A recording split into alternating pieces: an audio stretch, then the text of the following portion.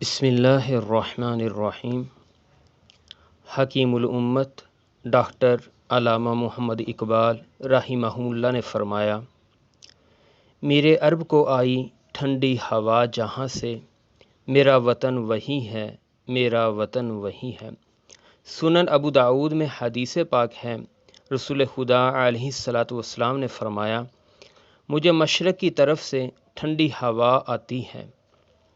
حضرت حارث رضی اللہ تعالیٰ عنہ روایت کرتے ہیں، رسول خدا صلی اللہ تعالیٰ علیہ وسلم نے فرمایا، مشرق سے ایک لشکر آئے گا جو حضرت امام مہدی علیہ السلام کی حکومت کو قائم کرے گا۔ مشرقی اسلامی ممالک میں ایران، افغانستان اور پاکستان شامل ہیں۔ ان اسلامی ممالک میں پاکستان کو ہر لحاظ سے برتری حاصل ہے۔ پاکستان علمی نقطہ نظر سے اس معیار پر پورا اترتا ہے جو کہ حدیث مصطفیٰ علیہ الصلاۃ والسلام میں بیان کیا گیا ہے۔ ایک اور حدیث پاک میں ہے، اللہ تعالیٰ نے میری امت کے 2 لشکروں پر جہنم کی آگ حرام کر رکھی ہے۔ نمبر 1 وہ جو ہند پر حملہ کرے گا۔ نمبر 2 وہ لشکر جو حضرت عیسیٰ علیہ الصلاۃ والسلام کے ساتھ ہوگا۔ سوچنے کا مقام ہے کہ ہند پر حملہ کون کرے گا؟ کیا کوئی دوسرا لشکر دور دراز سے آئے گا جو ہندوستان پہ حملہ کرے گا؟ اور اس کا حملہ کرنے کا مقصد کیا ہوگا؟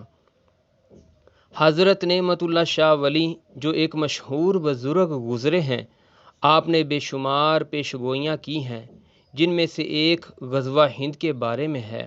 آپ کہتے ہیں، ہندوستان میں ایک دفعہ کفار کا غلبہ ہو جائے گا، مسلمان تنزلی کا شکار ہو جائیں گے، لیکن جلد ہی چین، ایران اور دیگر ممالک کافروں کو شکست دینے کے لیے مسلمانوں کی بھرپور مدد کریں گے۔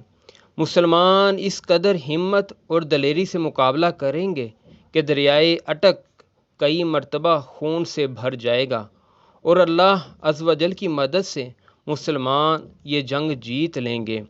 اسی منظر کشی کو بیان کرنے کے لیے حدیث پاک میں یوں فرمایا گیا،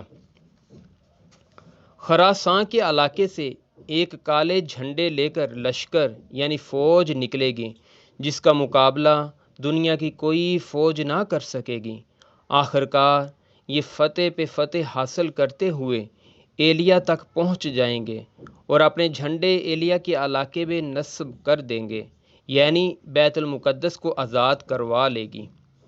جو احادیث ہم نے بیان کی ہیں، ان کو غزوہ ہند کے تناظر میں دیکھا جاتا ہے۔ غزوہ ہند حضور علیہ الصلاۃ والسلام کی طرف سے مسلمانان پاکستان کے لیے ایک خاص تحفہ اور مبارک خوشخبری ہے، جس کا مبارک ذکر ہمیں بے شمار احادیث، معتبر کتابوں اور بزرگان دین اور اولیاء اعظام سے ملتا ہے۔ دنیائے عالم میں 2 ریاستیں اسلام کے نام پر وجود میں آئیں۔ نمبر 1 مدینہ المنورہ، نمبر 2 اسلامی جمہوریہ پاکستان۔ کبھی آپ نے سوچا کہ پاکستان کا وجود میں آنا کیوں ضروری تھا؟ اس کو بنانے کے لیے کب سے کوششیں کی جا رہی تھیں اور اس کی بنیاد کب رکھی گئی؟ اس کو بنانے کے لیے کس قدر جانوں کی قربانی دی گئی؟ یہ سب جاننے کے لیے ہمارے ساتھ رہیے اور ہمارے چینل اسلامی ہیروز کو سبسکرائب کیجیے اور نیچے دی گئی گھنٹی کو بھی دبا دیں تاکہ اسلامی تاریخ کے متعلق تمام تر ویڈیو آپ کو وقت پر پہنچتی رہیں، اور کومنٹ میں پاکستان سے محبت کا اظہار کرتے ہوئے اپنی رائے کا ضرور اظہار کیجیے۔